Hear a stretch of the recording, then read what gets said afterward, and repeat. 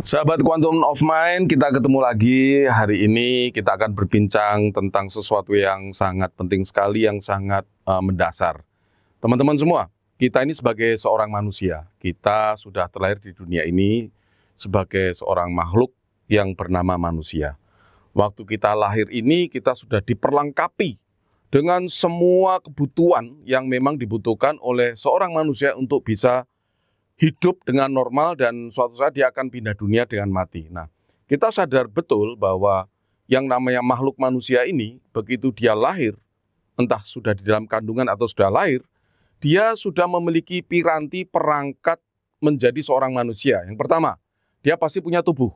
Kita bicarakan di sini tubuh yang normal ya, teman-teman ya. Artinya punya tangan, punya kaki, punya mata, punya hidung, dan sistem ini sudah terbentuk semuanya tanpa kita perlu campur tangan.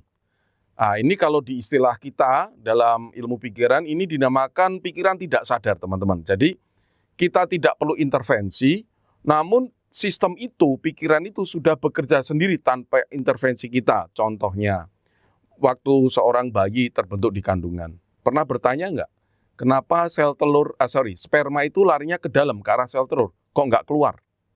Ini pertanyaan sederhana loh, tapi ini sebuah fakta. Pernah bertanya nggak waktu sperma bertemu sel telur, dia akan menjadi sigot bertemu menjadi janin, dan tanpa intervensi siapapun, janin akan bertumbuh terus-menerus, ada jadi mata, jantung, ginjal, paru-paru, sehingga menjadi manusia yang normal. Itu tanpa intervensi siapapun terjadi dengan sendirinya. Kalau di dalam ilmu pikiran, ini dinamakan pikiran tidak sadar, teman-teman. Kalau kita sebagai terapis, kita membagi dua kelompok pikiran itu.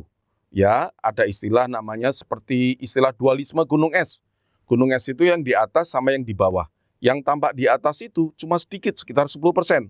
Yang di bawah 90%. Nah, yang kita bicarakan baru saja ini, itu bagian dari yang 90% pikiran bawah sadar, teman-teman.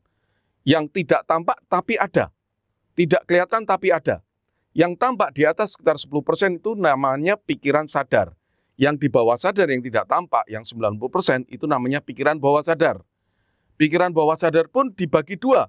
Pikiran tidak sadar dan pikiran bawah sadar. Nah, istilahnya yang pikiran bawah sadar itu namanya modern memory area. Yang pikiran tidak sadar namanya primitive area. Yang kita ceritakan barusan tadi, bayi terbentuk, sigot terbentuk, jadi janin, itu adalah kerja pikiran tidak sadar. Seorang bayi begitu dia lahir, dia harus diprogram atau terprogram secara tidak sengaja. Contohnya, kalau dia seorang bayi lahir di Indonesia, orang tuanya orang Indonesia dan tinggal di Indonesia, maka si bayi ini yang pikiran tidak sadarnya sudah komplit, artinya dia sudah punya telinga, sudah punya mata, sudah punya otak, dan sudah punya segala sesuatu, harus diprogram. Kalau tidak diisi program, dia tidak bisa berbicara, teman-teman. Kalau orang ini lahir atau bayi ini lahir di Indonesia, makanya secara tidak sengaja maupun secara sengaja, dia terprogram oleh bahasa Indonesia. Gampang ya. Dia dengan mendengar orang tuanya berbicara kata-kata bahasa Indonesia, genderang telinganya menangkap, direkam di otak, dan nanti dia akan melafalkan dalam bentuk suara yang bahasa Indonesia pada akhirnya. Oke, jadi kita bisa melihat contoh ini. Pikiran tidak sadar sudah sempurna, ini harus diinstal dengan pikiran bawah sadar atau modern memory area. Nah, harus diinstal, sebab kalau tidak diinstal, orang ini tidak bisa hidup normal. Diinstal apa lagi, teman-teman? Cara berjalan, cara duduk, cara bersalaman, cara berbicara.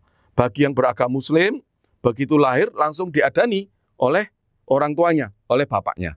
Ya, Allahu Akbar, Allahu Akbar. Itu juga program dipasang saat itu. Bagi yang Kristen, dibawa ke gereja, dibaptis. Itu pun juga program dipasang. Sehingga si bayi ini, dia sejak kecil sudah hidup dalam budaya dan agama tertentu. Simpel ya teman-teman ya. Kalau si bayi ini tidak dipasang program, maka dia akan kacau hidupnya. Karena dia tidak tahu harus berbicara pakai bahasa apa. Bayi yang tidak diprogram pun, pikiran tidak sadarnya bekerja. Contohnya, kalau dia makan, dia pasti berak. Nggak peduli Anda bicara bahasa Indonesia, bahasa Inggris, punya agama, tidak punya agama, siapapun manusia, kalau dia makan, dia pasti berak. Itu pikiran tidak sadar. Lah, pikiran bawah sadar, pikiran yang diinstal oleh programmernya. Siapa itu programmernya? Yang paling dekat adalah kedua orang tuanya. Ya, kalau orang tuanya yang mendidik dia. Kalau kakeknya, neneknya, ya kakek neneknya programmernya. Kalau lebih banyak bergaul dengan teman-teman, ya teman-temannya programmernya. Kalau banyak sekali nonton gadget, ya gadget adalah programmernya. Mau tidak mau. Dan kita sebagai orang tua harus tahu teman-teman. Karena kita bilang tadi, seperti gunung es, yang atas itu 10%, yang bawah 90%. Yang atas pikiran sadar, yang bawah pikiran bawah sadar. Bawah sadar ada dua bagian. Nah, si bayi ini waktu dia kecil, yang dominan adalah pikiran bawah sadarnya. Pikiran sadar belum dominan, bahkan belum muncul teman-teman. Baru muncul di usia sekitar kurang lebih 3 tahun ke atas. Dia mulai bisa membandingkan, menganalisa, berpikir, bertanya macam-macam.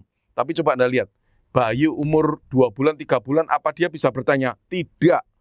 Apapun yang diomongkan, apapun yang dirasakan, itu diterima sebagai sebuah kebenaran di pikiran bawah sadarnya. Simpel ya teman-teman ya. Nah, semakin dia dewasa, semakin pikiran sadarnya semakin aktif. Kita juga harus tahu teman-teman, di antara pikiran sadar dan bawah sadar, itu akan muncul satu bagian dari pikiran sadar yang dinamakan critical factor. Critical factor itu apa sebenarnya? Critical factor itu adalah bagian dari pikiran sadar yang fungsinya untuk melindungi program apapun yang sudah terpasang di bawah sadar supaya tidak berubah dengan seenaknya. Jelas ya teman-teman ya. Jadi kalau di bawah sadar si bayi ini, si anak ini sudah banyak sekali program, sudah banyak belief system. Contohnya misalnya orang tua ini orang tua yang sangat agamis. Dia bilang itu, nak, kamu harus takut dengan Allah, dengan Tuhan. Kamu harus jalankan ibadahmu dengan benar. Kamu tidak boleh mencuri, tidak boleh merugikan orang lain dan segala sesuatu. Dan diterima sebagai sebuah kebenaran oleh si bayi ini. Ini adalah program yang baik, teman-teman. Kenapa? Karena dengan program atau nilai-nilai atau belief system itu, si orang ini, si anak ini, dia akan tumbuh menjadi orang yang baik. Dia tidak akan melakukan tindakan yang merugikan orang lain. Dia tidak akan melakukan sesuatu yang bisa merugikan orang lain. Kan kasihan sekali kalau anak ini tidak dikasih nilai-nilai seperti itu, yang luhur seperti itu. Nah, artinya semua yang dikatakan programmernya itu diterima sebagai sebuah kebenaran sebelum si anak ini menjadi dewasa. Jadi kalau kita sebagai orang tua, teman-teman, hati-hatilah.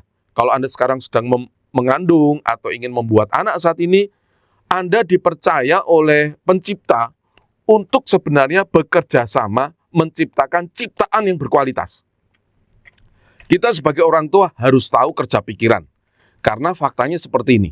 Kami di ruang terapi banyak sekali ketemu klien-klien yang bermasalah saat dia sudah tua, sudah dewasa. Ternyata akar masalahnya terjadi waktu dia masih kecil, masa-masa balita. Program yang tidak benar, program yang bertabrakan, belief system yang tidak tepat.